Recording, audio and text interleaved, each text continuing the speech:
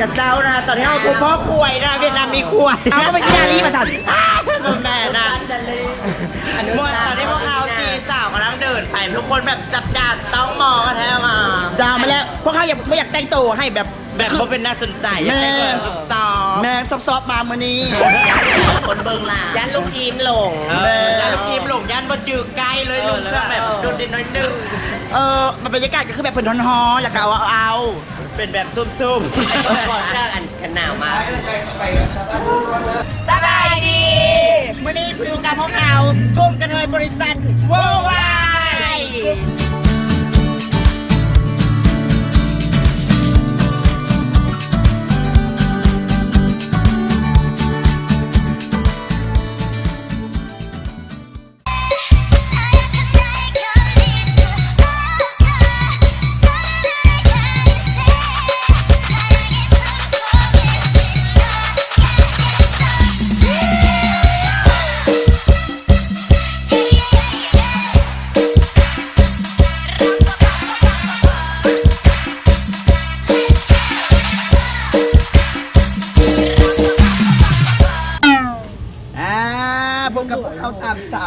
ในมื้อที่3แล้วนะคะสำหรับมื้อนี้นะคะมื้อที่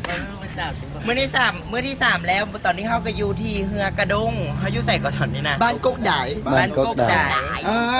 ตัวนี้เพิ่นจะเป็นศูนย์รวมแบบแห่งเฮือกระดงเลยสำหรับผู้ที่ว่ามานะพวกเราเดี๋ยวพวกเขาจะพามากีนี่มาด้วยไกด์สุดเวียดมื้อนี้เป็นเวียดนามสิ้นเจ้า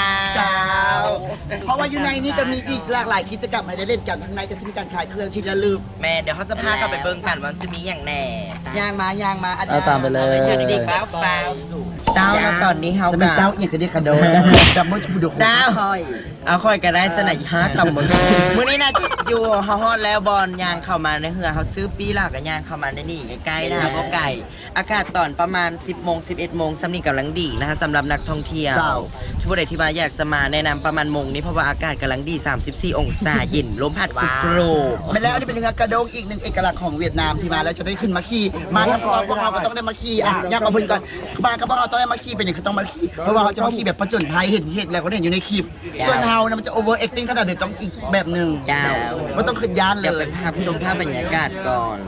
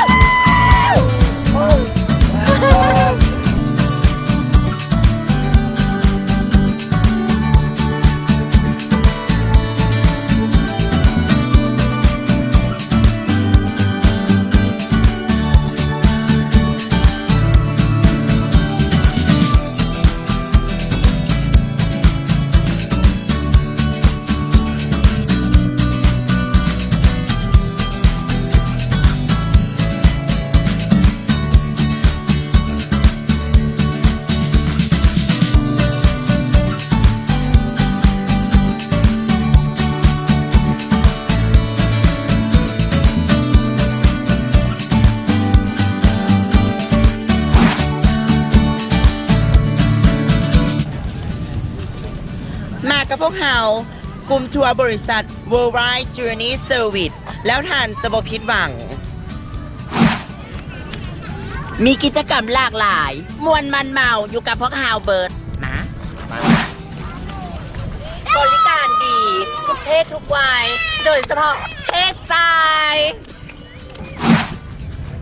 บริการประทับใจเสื้อถือได้กับไกด์สาวของพวกเราโบเห็นให้ทุกท่านผิดหวังมาน้ำกันเด้อ อย่าลืมมาเด้อพวกเรายินดีต้อนรับ